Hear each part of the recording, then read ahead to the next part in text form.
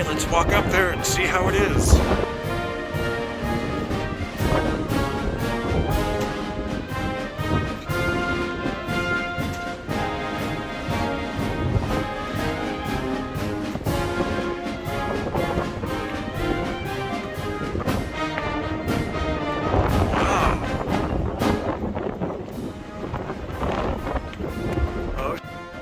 Getting a little nervous up here. Don't look down. Apollo 11 astronauts Neil Armstrong, Buzz Aldrin, and Michael Collins wave to USS Hornet sailors and the media as they walk across Hangar Bay 2 toward the MQF wearing big suits.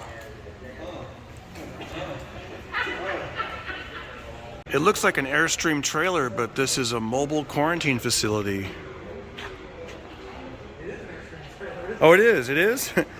Trailers were built by NASA to be used for Apollo missions 11, 12, 13, and 14. The astronauts of the Apollo 11 were the first people to set foot on the moon, and scientists worried they might return with an infection that could harm Earth's inhabitants. NASA decided to quarantine the astronauts, equipment, and lunar samples, returning from the moon's surface for a period of 21 days.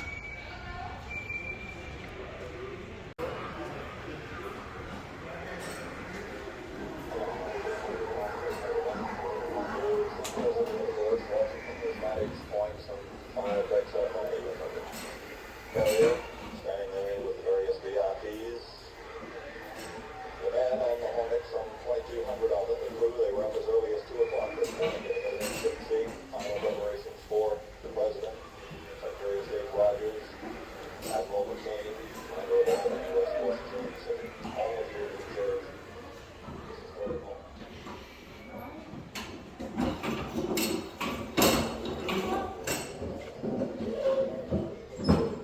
Can you imagine being inside this thing?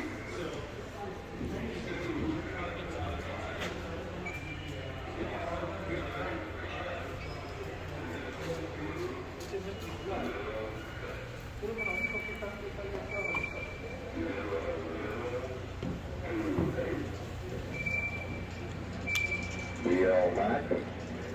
1, 5, 4, 0. Don't be fooled by the smile. Do not be fooled by that smile. Dirk.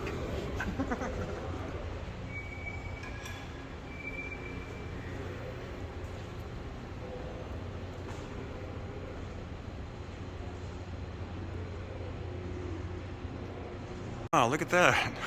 A 2-seat bicycle. This flag was flown on the USS Hornet on February 16th, 1945.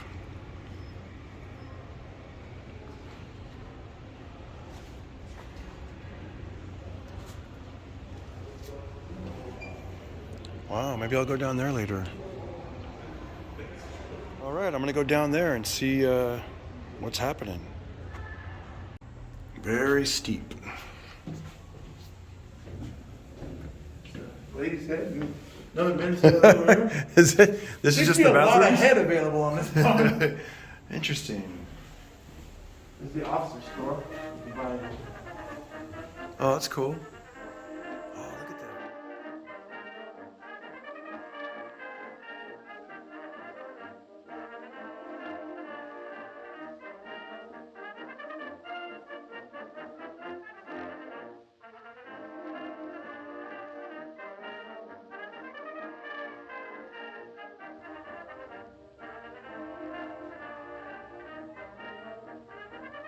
And then there's this room. It almost looks normal, like you could just really relax and almost imagine that you're not on a ship. Like a recreation room or something. I can imagine just this room being filled with people playing cards, dominoes, chess, laughing, having a good time. Imagining that they're somewhere else.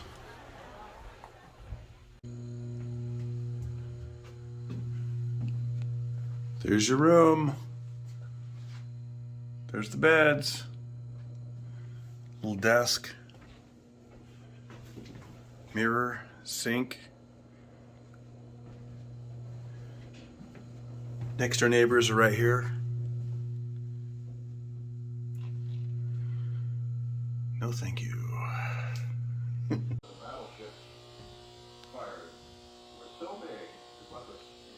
Mustang Ford, I'd say. But it was so big you could see it go through the air. It's the only bullet known to man that you could see going through the air. Anyway, I was diving on a big pillbox, which is just back of the landing section, and and I got 2 and 10 on it. And when I pulled out, I was way below 3,000 feet. And all I could think of was those damn 16-inch shells. I figured even if you got in the slipstream of one, it'd probably spin you in. But anyway, I got to 3,000 feet. In dive bombing, we would come as straight down as possible. And when we would drop our bomb and pull out, the blood would leave our head and we'd lose our eyesight.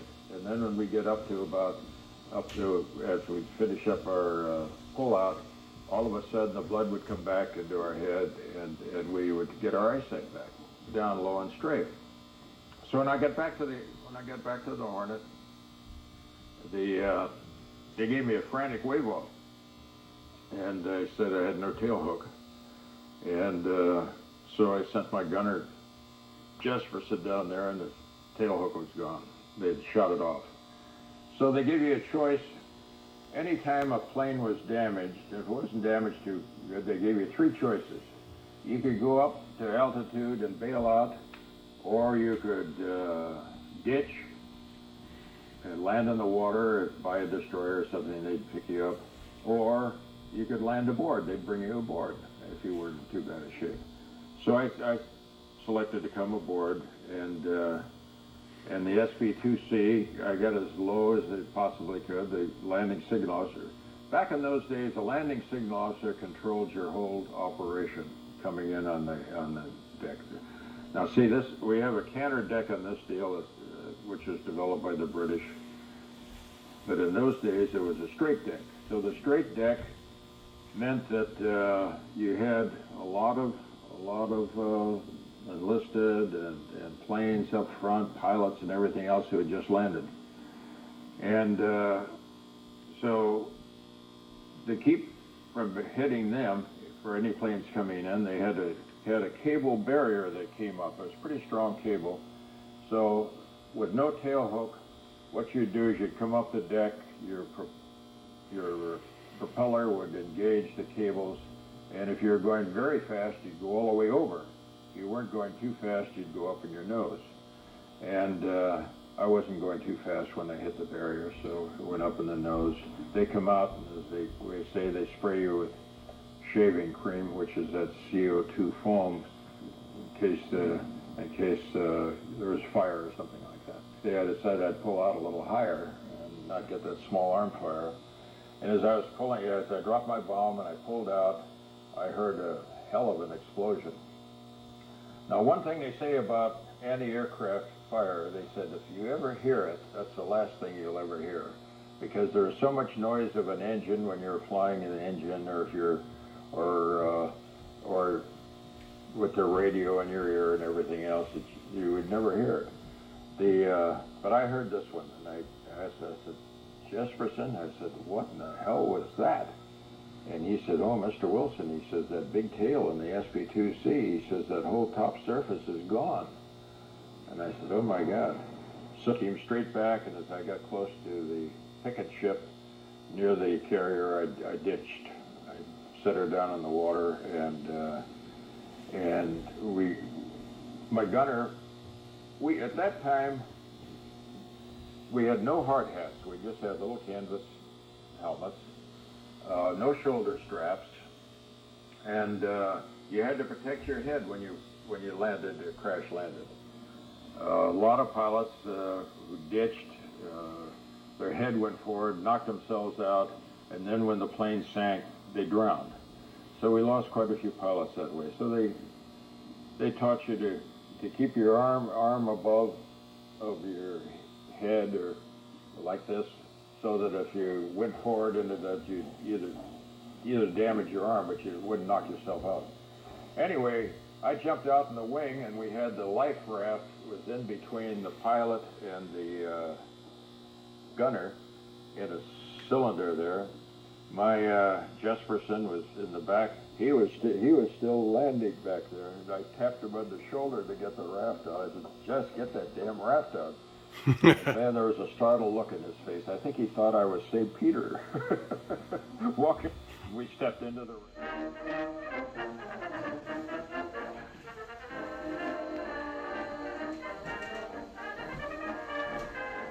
The more you sweat in peace, the less you bleed in war. All right, so look at this. This is even, I mean, at least that other place you had some privacy. This is 3, 6, 9 beds, all in one room. Please keep off the bunks, no problem.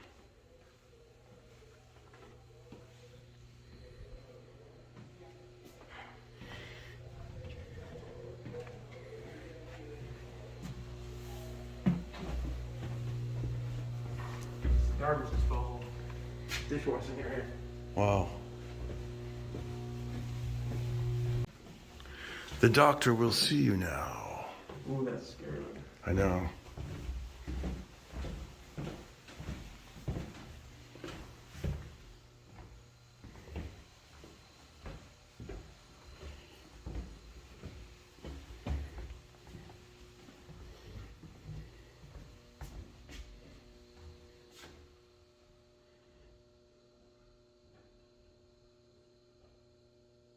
Whoa, the lights just went out. Whoa. Ghost ship. You got a little freaky right there. That was a little bit freaky. A little bit freaky. Power went out. Above deck. Yeah, let's get above deck. Let's go towards this exit sign. That's a good one. I like that sign. Go towards the light.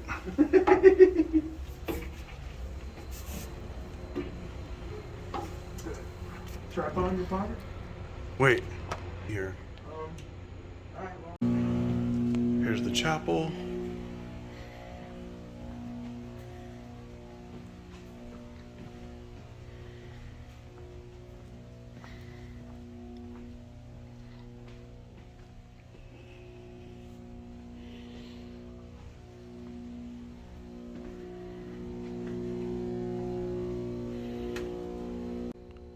Another bed situation that I would not be comfortable in.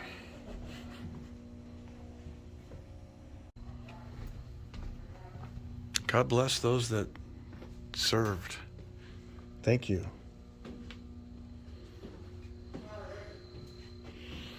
Just found out that this escalator is an actual escalator that they would use for only the pilots. The regular military were not allowed to use it, but the pilots were, so they could get up to the flight deck ASAP. At least you're starting and you can keep the record because there's what, a minimum amount? And now for the moment we've all been waiting for. The flight deck, 30-mile-an-hour winds. Let's do this.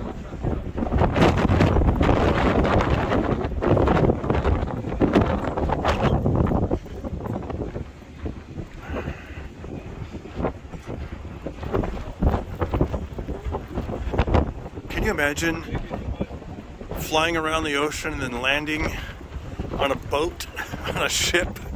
Oh my gosh. All right, I'm gonna turn the camera around so you can see the other side. Wow. Wow. 30-mile-an-hour winds. Wow.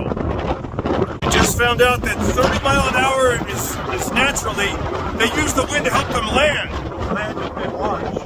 Land and launch. It gives them more lift so they can do it more safely. Wow, interesting. I don't know if you heard that with that wind, but thank you. 30 knots of wind is standard launching and recovery. Wow, I feel like it's going to blow me over. You know, if you're not careful. Oh, yeah.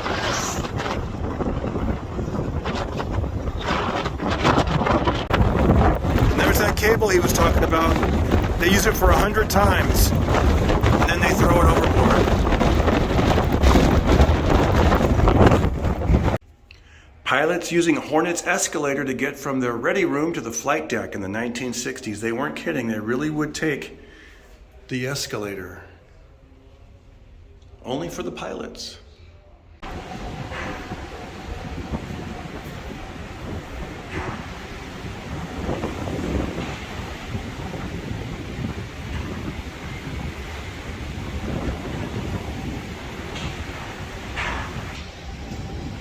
This is awesome. Thanks for watching. Joys of